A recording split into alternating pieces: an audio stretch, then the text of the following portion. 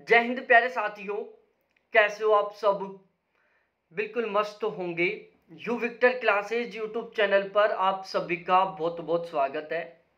आज का ये सेशन उन सभी कैंडिडेटों के लिए बहुत ज़्यादा महत्वपूर्ण होने वाला है जिन्होंने 18 जून 2024 को यूजीसी नेट का एग्ज़ाम दिया है और उनका सब्जेक्ट का पेपर तो बहुत अच्छा हो गया, लेकिन फर्स्ट पेपर उनका बिगड़ गया।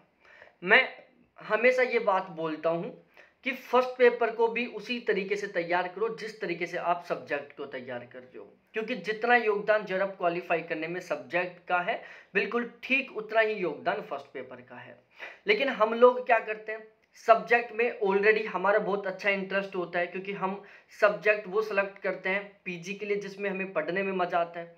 फिर हम उस सब्जेक्ट को पीजी के दौरान पढ़ते हैं और फिर बाद में भी हम पूरे डेडिकेशन के साथ उसको पढ़ते हैं। फर्स्ट पेपर को हम इग्नोर करना शुरू कर देते हैं कि यार फर्स्ट पेपर है, केवल नेट जरब में काम आएगा, लाइफ में इसके अलावा कहीं पर काम नहीं आएगा। दूसरा, फर्स्ट पेपर की हम एक अव्यवस्थित तरीके से तैयारी करते हैं और उसकी वजह से फर्स्ट पेपर में अच्छा स्कोर नहीं होता। बहुत सारे ऐसे कैंडिडेट हैं जिनका नेट और जरब केवल फर्स्ट पेपर की वजह से रुकने वाला है। उनका सब्जेक्ट का पेपर तो बहुत अच्छा हो गया, लेकिन फर्स्ट पेपर की वजह से गड़बड़ हो गई। और अब की बारी नहीं, जब भी रिजल्ट आता है तो बहुत सारे लोगों का यही कॉल होता है, यही मैसेज रहता है कि सर सब्जेक्ट में तो हमारा गजब का स्कोर हो गया, लेकिन फर्स्ट पेपर में हमारे गड़बड़ हो गई। तो पेपर तो कंप्लीट हो चुका है, अब हम इस वाले एग्जाम में तो किसी तरीके से कुछ नहीं कर सकते। अब यदि आप इस वाले एग्जाम को लेकर आप सोच रहे हो, टेंशन ले रहे हो, डिमोटिवेट हो रहे हो कि काश मैं फर्स्ट पेपर को भी सही ढंग से पढ़ लिया होता, उसमें मेरा अच्छा स्कोर हो जाता तो मेरा आज जेआरएफ हो जाता, नेट हो जाता। अब उन चीज़ों को सोचने से कोई मतलब नहीं है, क्योंकि वो एग्जाम हो चुका है, उसमें अब हम कुछ नहीं कर सकते। कुछ समय बाद आंसर किया जाएगी, फिर रिजल्ट आ जाएगा। अब हमें टारगेट लेना है, पॉजिटिव सोचना है, अच्छे तरीके से मोटिवेट रहना है और हमें टारगेट लेना है कि दिसंबर 2024 में जो यूजीसी नेट का एग्जाम होने वाला है उसमें हमें ये वाली गलती बिल्कुल भी नहीं करनी है और उसमें हमें दोनों पेपर को इक्वली तरीके से लेकर चलना है, दोनों पेपर को बिल्कुल समान लेकर चलना है। और हमें टारगेट लेना है कि फर्स्ट पेपर में हमें कम से कम 45 प्लस क्वेश्चन ठीक करने हैं। जब आप 45 प्लस क्वेश्चन ठीक करने का टारगेट लेकर तैयारी करोगे फर्स्ट पेपर की, तो बहुत आसानी से, बिल्कुल 100% संभव है कि आप फर्स्ट पेपर में 40 प्लस क्वेश्चन ठीक कर लोगे। तो आज के इस वीडियो में हम केवल इसी टॉपिक के ऊपर डिस्कस करने वाले हैं कि अब की बार तो हमारा जो फर्स्ट पेपर था वो बिगड़ गया, जिसकी वजह से हमारा जो नेट और जरब क्वालिफाई करने का सपना है वो पूरा नहीं होने वाला। लेकिन दिसंबर 2024 में हम फर्स्ट पेपर में इतना गजब का स्कोर करना चाहते हैं, बहुत ही शानदार वाला स्कोर करना चाहते हैं, ताकि हमारा बहुत गजब के मार्क्स के साथ जरब क्वालिफाई हो जाए। तो यदि आप दिसंबर 2024 के एग्जाम में फर्स्ट पेपर में 45 प्लस क्वेश्चन ठीक करना चाहते हो, तो ये वीडियो आपके लिए बहुत ज़्यादा महत्वपूर्ण होने वाला है। बिना स्किप किए इस वीडियो को जरूर देखें। अब हम अपने इस वीडियो की शुरुआत करते हैं। सबसे पहले मैं आपको अपना इंट्रोडक्शन दे देता हूँ। मेरा नाम अजय शर्मा है और ज्योग्राफी सब्जेक्ट से मेरा लगातार 3 बार जरब क्वालिफाई है और इसके अलावा पिछले 4 साल से इसी प्लेटफॉर्म पर नेट के फर्स्ट पेपर और ज्योग्राफी की तैयारी करवा रहा हूँ। हमारे फर्स्ट पेपर का बैच का जो रिजल्ट वो बहुत बेहतरीन रहता है, हर बार ही बहुत शानदार वाला रिजल्ट रहता है। अब की बार भी बहुत ही शानदार वाला रिजल्ट रहने वाला है और जो बहुत बेहतरीन रिजल्ट रहता है उसके पीछे बहुत सारे ऐसे रीजन हैं जिनके बारे में आपको बिल्कुल अच्छे तरीके से यहाँ पर पता चल जाएगा। सबसे पहले मैं आपको बताता हूँ कि ऐसे कौन कौन से कारण हैं जिनकी वजह से हमारा फर्स्ट पेपर में अच्छा स्कोर नहीं होता। जिसमें सबसे पहला रीजन तो क्या है कि हम खुद फर्स्ट पेपर को इग्नोर करना शुरू कर देते हैं। हम ये मानते हैं कि यार फर्स्ट पेपर ही तो है, मात्र 100 नंबर का है, आगे कहीं काम आने वाला नहीं है। ये हमारे दिमाग में साइकोलॉजी बैठती है, हम इसको इग्नोर करना शुरू कर देते हैं। फिर हम फर्स्ट पेपर की अव्यवस्थित तरीके से तैयारी करना शुरू कर देते हैं। अव्यवस्थित तैयारी का मतलब जैसे यूट्यूब पर देख लिया, ठीक है, कभी किसी टीचर का वीडियो देख लिया, कभी किसी टीचर का वीडियो देख लिया, कोई एक किताब पढ़ लिया, ठीक है। इसके अलावा ऑब्जेक्टिव क्वेश्चनों के वीडियोस देख लिया। ध्यान रखना, मैं हमेशा बोल रहा हूँ, आप यदि ऑब्जेक्टिव क्वेश्चनों के बेस पर तैयारी कर रहे हो तो ये आपकी तैयारी करने का एक सबसे अव्यवस्थित तरीका है, ठीक है। आपकी तैयारी करने का एक व्यवस्थित तरीका होता है जिसमें आपको कंप्लीट सिलेबस को फिलहाल के एग्जाम के लेवल के अकॉर्डिंग बहुत ही सिस्टमेटिक तरीके से कवर करना होता है, ताकि उस टॉपिक से रिलेटेड चाहे किसी भी तरीके का घुमा फिरा के क्वेश्चन बने उसको आप ठीक कर सको। दूसरी problem Hindi, specially Hindi medium के कैंडिडेटों के साथ होती है कि उनको क्वेश्चन की लैंग्वेज समझ में नहीं आती, क्वेश्चन में डिफिकल्ट डिफिकल्ट कीवर्डों का उपयोग होता है, उन शब्दों का मतलब नहीं पता चल पाता। तो इसके एक सबसे बड़ा, इसके पीछे जो सबसे बड़ा रीजन है वो है हमारी खुद की सोच। हमारी खुद की सोच कैसे? भाई हमें खुद को पता है कि हम हिंदी मीडियम में हैं, हम क्वेश्चन को बहुत अच्छे तरीके से हिंदी मीडियम में समझ सकते हैं, उसके बावजूद हम एक ऐसे प्लेटफॉर्म के साथ जुड़कर पढ़ते हैं जो बाइलिंगुअल पढ़ाता है। अब भाई साहब वो क्या कर रहे हैं, जो नॉर्मल शब्द है उनको तो हिंदी में यूज कर रहे हैं और जो कीवर्ड है वो उनको इंग्लिश में यूज कर रहे हैं। हमें पढ़ने में मजा आता है, हम ऑब्जेक्टिव क्वेश्चन के वीडियोस देख रहे हैं, उनके वीडियोस देख रहे हैं, बाइलिंगुअल पढ़ रहे हैं, कीवर्ड हम इंग्लिश में पढ़ रहे हैं, बाकी की जो लैंग्वेज है वो हम हिंदी में पढ़ रहे हैं, और हम क्वेश्चन को इंग्लिश की बजाय हिंदी में बहुत बेहतरीन तरीके से समझ सकते हैं। ये हमारी नेचर है, हमारा प्रकृति है, ठीक है। अब जब हम एग्जाम देने के लिए जाएंगे एग्जाम सेंटर में, तो भाई वहां क्या करेंगे, जब हम क्वेश्चन को हिंदी में पढ़ेंगे तो अब उसमें कीवर्ड डिफिकल्ट लगेगा ही, क्योंकि उस कीवर्ड को हमने इंग्लिश में पढ़ा हुआ है, उसको हमने हिंदी में नहीं पढ़ा, तो वो शब्द हमें बिल्कुल नया लगेगा। दूसरा, फिर हम क्या करेंगे, क्वेश्चन समझ में नहीं आएगा, एक बार उसको पढ़ेंगे, फिर हम इंग्लिश मीडियम में जाएंगे, इंग्लिश मीडियम में उस क्वेश्चन को पढ़ेंगे तो वो कीवर्ड तो हमें पहचान में आ जाएगा, लेकिन उस क्वेश्चन की लैंग्वेज अच्छे से नहीं समझ में आएगी। अब हम क्या करेंगे, कभी क्वेश्चन को हिंदी में पढ़ेंगे, कभी इंग्लिश में पढ़ेंगे, कभी हिंदी में पढ़ेंगे, कभी इंग्लिश में पढ़ेंगे।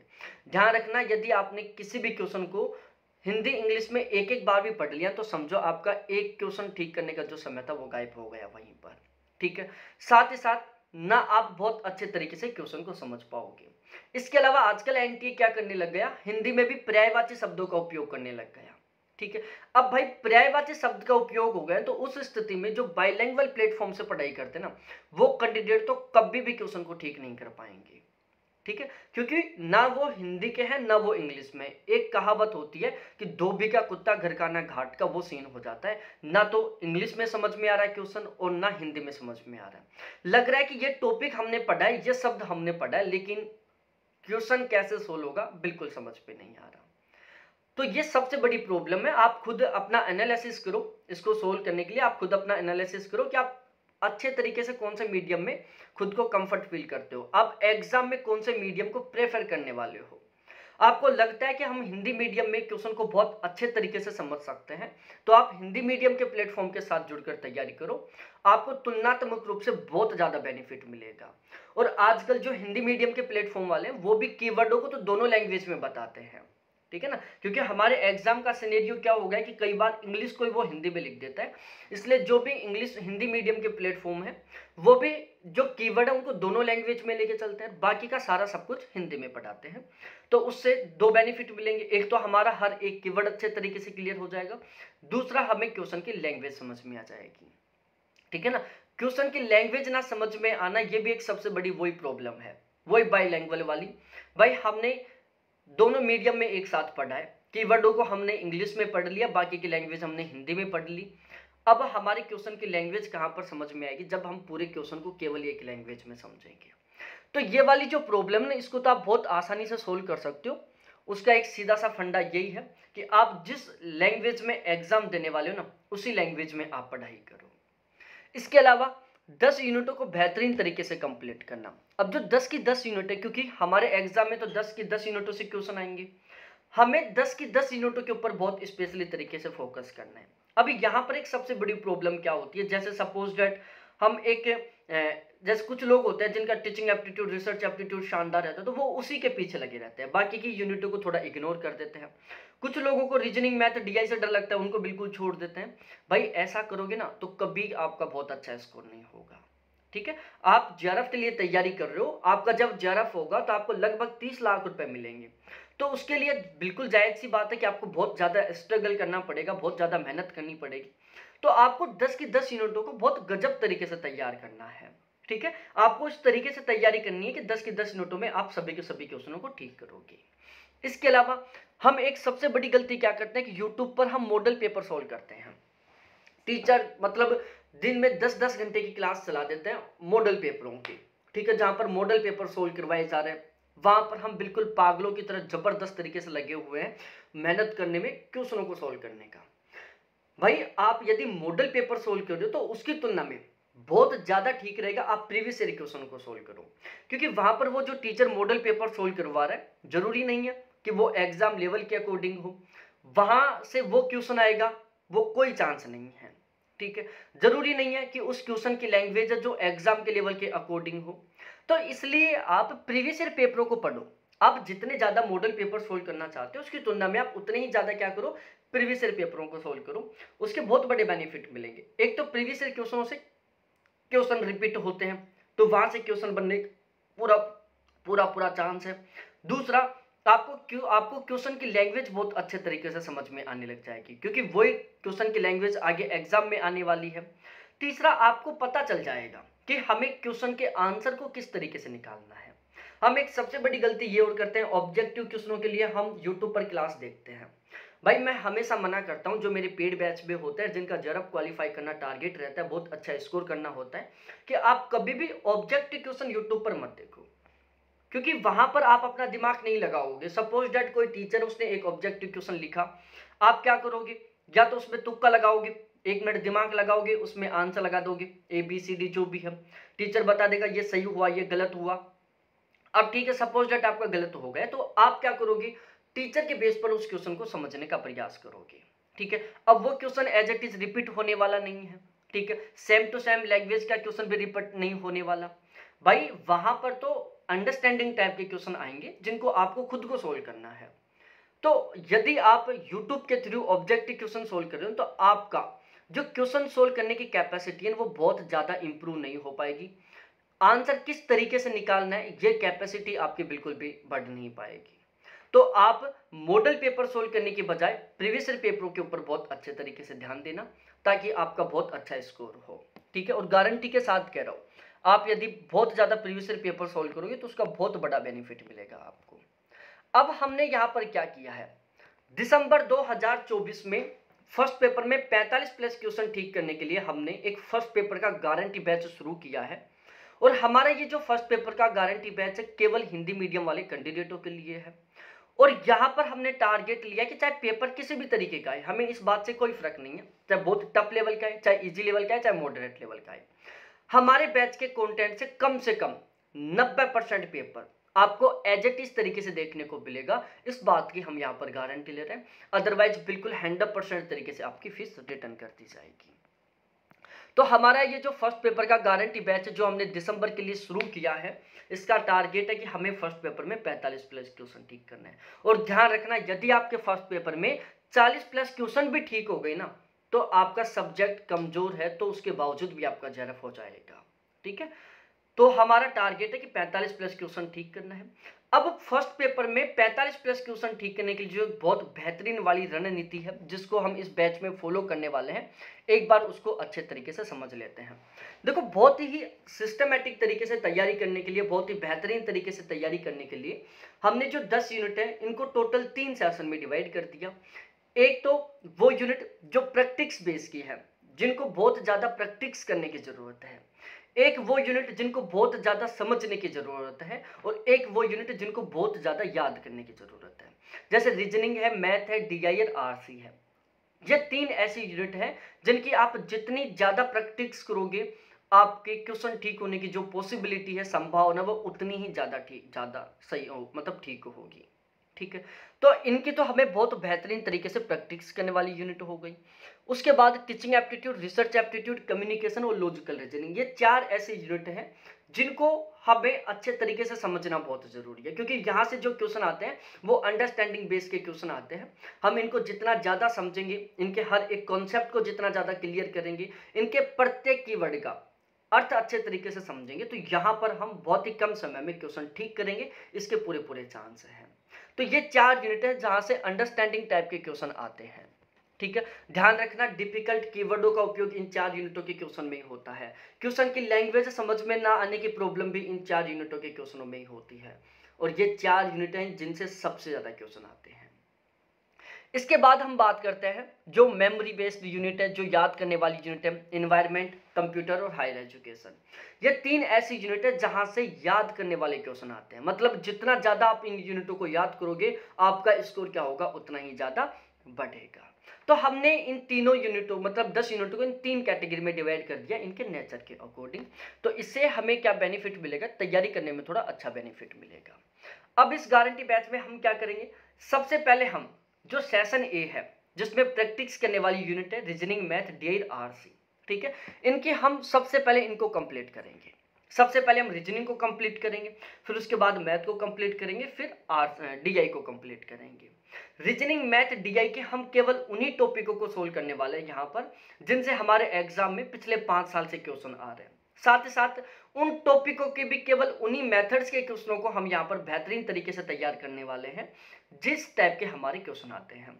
ध्यान रखना भाई, मैथ के जो टॉपिक होते हैं बहुत लंबे चौड़े होते हैं। सपोज दैट हमारे एग्जाम में एक सिंपल इंटरेस्ट का क्वेश्चन आ रहा है। अब सिंपल इंटरेस्ट का टॉपिक हमें पढ़ना है। सिंपल इंटरेस्ट का जो टॉपिक है ना, उससे कम 50-60 प्रकार के क्वेश्चन बनते हैं। एसएससी सीजीएल के एग्जाम में तो लगभग 70-80 प्रकार के क्वेश्चन बन जाते हैं सिंपल इंटरेस्ट के टॉपिक से। तो हमें सभी के सभी मेथड्स को नहीं सोल्व करना है, हमें रीजनिंग, मैथ, डीआई के टॉपिकों को हमारे एग्जाम के लेवल के अकॉर्डिंग पढ़ना है ताकि हम उन्हीं तरीके के क्वेश्चनों को बहुत अच्छे तरीके से सोल्व करें जिस तरीके के क्वेश्चन हमारे एग्जाम में आते हैं। जैसे हमारा सेशन ए बेहतरीन तरीके से कंप्लीट हो जाएगा, उसके बाद मैं इनकी आपको रेगुलर प्रैक्टिस क्वेश्चन प्रोवाइड करवाऊंगा, एग्जाम होगा तब तक, जिनकी आप बेहतरीन तरीके से रेगुलर प्रैक्टिस करते रहेंगे। जैसे सेशन ए की तीनों रीजनिंग, मैथ, डीआई कंप्लीट होगा, आरसी को हम सबसे लास्ट में सोल्व करना शुरू करेंगे, इसलिए हम आरसी को यहाँ से हटा रहे हैं। उसके बाद जैसे रीजनिंग, मैथ, डीआई कंप्लीट होगा, उसके बाद हम सेशन बी की जो 4 यूनिट है teaching aptitude, research aptitude, communication और लॉजिकल रीजनिंग, इन चारों को शुरू करेंगे।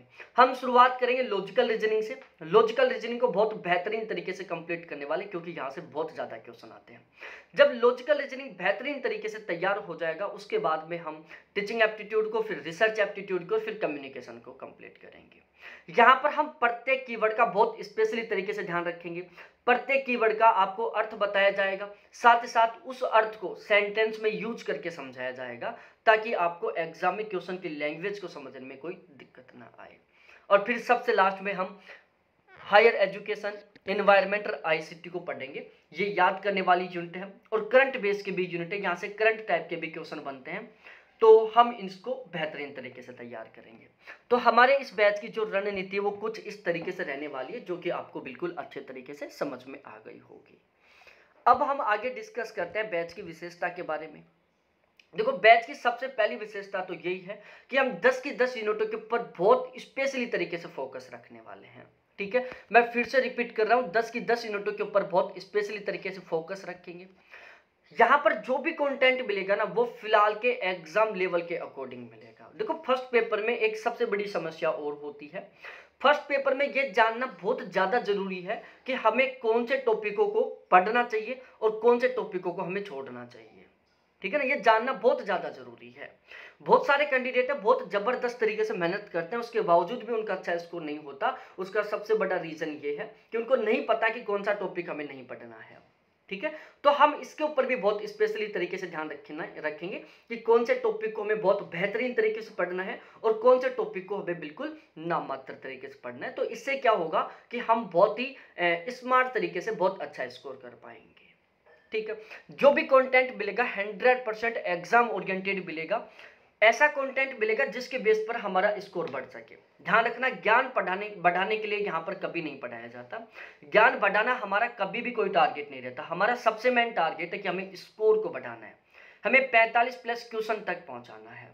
अब ये जो हमने कंटेंट तैयार किया इस गारंटी बैच का, इसमें हमने यूनिट वाइज तरीके से ऑथेंटिक किताबें ली हैं। जैसे इंडियन लॉजिस्टिक की हमने फिलोसफी की किताब ली है, इन्वायरमेंट की किताब ली है ऑथेंटिक, टीचिंग एप्टीट्यूड की जो बीए में किताब चलती है, बीएड में किताबें चलती हैं वो ली है, रिसर्च एप्टीट्यूड की जो पीएचडी में किताब चलती है वो ली है, हायर एजुकेशन के लिए। तो इस तरीके से हमने क्या किया, यूनिट वाइज तरीके से अलग अलग ऑथेंटिक किताबें खरीदी हैं।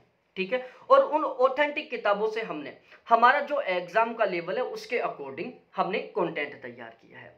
फिर इस कंटेंट में हमने जो इग्नू यूनिवर्सिटी के जो नोट्स हैं हमारे टॉपिक के अनुसार, उनको हमने यहाँ पर शामिल किया है। इसके अलावा केवीएस मदान सर की बुक है, अरिहंत की बुक है, दृष्टि की बुक है, इनको भी हमने हमारे इस कंटेंट में शामिल कर लिया है। साथ ही साथ 2020, 2021, 2022 और 2023 4 साल में जितने भी पेपर हुए फर्स्ट पेपर के, उन सभी पेपरों को भी हमने हमारे इस कंटेंट में शामिल कर लिया है। तो इससे कह सकते हैं कि हमारा ये जो कंटेंट है ना, ओवरऑल बहुत बेहतरीन होने वाला है। इसमें हमने उन सभी वेरी वेरी इंपॉर्टेंट कंटेंट को शामिल कर लिया है जो हमारे स्कोर को बढ़ाने में हमारी बेहतरीन तरीके से मदद करने वाला है। यहाँ पर हम उन सभी टॉपिकों को भी बहुत गजब तरीके से तैयार करने वाले हैं जो आउट ऑफ सिलेबस है और वहां से हमारे एग्जाम में क्वेश्चन आते हैं। क्योंकि हमें यहाँ पर 45 प्लस क्वेश्चन ठीक करना है, इसलिए हम सिलेबस तो कंप्लीट करेंगे ही करेंगे, साथ ही साथ भी हम उन टॉपिकों को भी बहुत बेहतरीन तरीके से तैयार करेंगे जो हमारे सिलेबस में नहीं है, वहां से क्वेश्चन बनता है। ध्यान रखना, यहाँ पर हमारा बहुत स्पेशली फोकस रहेगा 10 के 10 यूनिटों के ऊपर। रीजनिंग मैथ डीआई बहुत सारे कैंडिडेटों की बहुत बड़ी समस्या है कि रीजनिंग मैथ डीआई उनको बहुत अच्छे से नहीं आता है। रीजनिंग मैथ डीआई में उनका कभी क्वेश्चन ठीक नहीं होता। भाई रीजनिंग मैथ डीआई को हम इतने बेहतरीन तरीके से पढ़ेंगे कि आप खुद रीजनिंग मैथ डीआई के सभी क्वेश्चनों को ठीक करके आओगे एग्जाम में। हर एक क्वेश्चन को हम 3 तरीके से सोल्व करेंगे, एक मैथमेटिकल तरीका, एक देसी तरीका और एक ट्रिकों के माध्यम से। भाई कोई सा तो ध्यान आएगा ना। और सबसे मेन रीजनिंग मैथ डीआई हम अपने नेट जेआरएफ पे एग्जाम के लेवल के अकॉर्डिंग ही पढ़ेंगे। ऐसा नहीं कि चलो सीजीएल के लेवल से पढ़ा दिया, पटवारी के लेवल से पढ़ा दिया, पुलिस के लेवल से पढ़ा दिया, नहीं। हमारे जिस तरीके से नेट जेआरएफ के एग्जाम में क्वेश्चन आते हैं उसी के अकॉर्डिंग पढ़ेंगे। प्रत्येक कीवर्ड के ऊपर हमारा बहुत स्पेशल फोकस रहेगा। प्रत्येक कीवर्ड को अर्थ को साथ के साथ समझते हुए पढ़ेंगे। जैसे हम टीचिंग एप्टीट्यूड पढ़ रहे हैं, वहां पर यदि कोई कीवर्ड आ रहा है तो साथ में वहीं के वहीं उसका हम अर्थ समझेंगे, उसको हम सेंटेंस में अप्लाई करेंगे और फिर पढ़ते हुए चलेंगे। तो उससे क्या होगा, प्रत्येक कीवर्ड आपका क्लियर हो जाएगा, क्वेश्चन की लैंग्वेज आपको बहुत आसानी से समझ में आने लग जाएगी।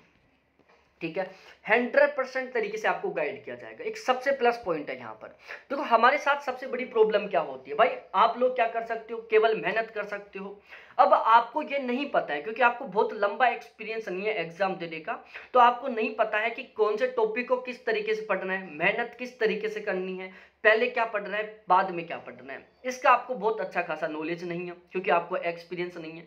तो यहाँ पर मैं खुद आपको बहुत बेहतरीन तरीके से गाइड करूंगा, 100% तरीके से गाइड करूंगा ताकि आप फर्स्ट पेपर में 45 प्लस क्वेश्चन ठीक कर सको। और ध्यान रखना, मेरे कॉन्टैक्ट नंबर है 7891350470। ये केवल और केवल आपके लिए। कभी कोई डाउट हो, कभी कोई कंफ्यूजन हो, कभी कॉल करो, कभी मैसेज करो, हमेशा आपकी केवल और केवल मेरे से बात होगी। हमारे यहाँ पर किसी तरीके का कोई असिस्टेंट नहीं है। ठीक है, इसके अलावा प्यारे साथियों, बहुत सारे कैंडिडेट हैं जिनके फर्स्ट पेपर को लेकर मतलब जिनके पास समय का अभाव है। भाई आज से तैयारी शुरू कर दो, रेगुलर 2 घंटे फिक्स करके कि आपको रेगुलर फर्स्ट पेपर के लिए केवल 2 घंटे मेहनत करनी है। 1 घंटे की आपको रेगुलर क्लास लेनी है और 1 घंटे में आपको रिवीजन करना है। वो मैं आपको सब कुछ बता दूंगा कि आपको 2 घंटे किस तरीके से पढ़ना है। भाई आसानी से आप 45 प्लस क्वेश्चन ठीक कर सकते हो मात्र 2 घंटे रेगुलर पढ़कर। ठीक है, एक भी किताब खरीदने की जरूरत नहीं पड़ेगी। रेगुलर लाइव क्लास मिलेगी, बाद में वही क्लास रिकॉर्डेड मिलेगी जिसको कभी भी कितनी बार देख सकते हो। हर क्लास का पीडीएफ मिलेगा। Sunday to Sunday unit wise तरीके से टेस्ट होंगे, मॉक टेस्ट होंगे, करंट अफेयर होगा, सारा सब कुछ प्रोवाइड करवाया जाएगा। और यदि आप बैच लेना चाहते हो तो ये मेरे कॉन्टैक्ट नंबर है 7891350470। इसके थ्रू आप हमारे से कांटेक्ट कर सकते हैं। बैच के रिगार्डिंग कोई भी डाउट, कोई भी कंफ्यूजन उनको क्लियर करें और तुरंत आप बैच ज्वाइन करें। फिलहाल में फीस में बहुत अच्छा खासा ऑफर चल रहा है जो कि आप देख सकते हैं, मात्र 2 दिन के लिए ये ऑफर। तो यदि बैच लेना चाहते हो तो कल नहीं, आज से तैयारी शुरू करें और आज से बैच ज्वाइन करें ताकि दिसंबर 2024 में आपका सपना पूरा हो। बहुत बहुत धन्यवाद आपको देखने के लिए। थैंक्स बाय मेरे प्यारे साथियों।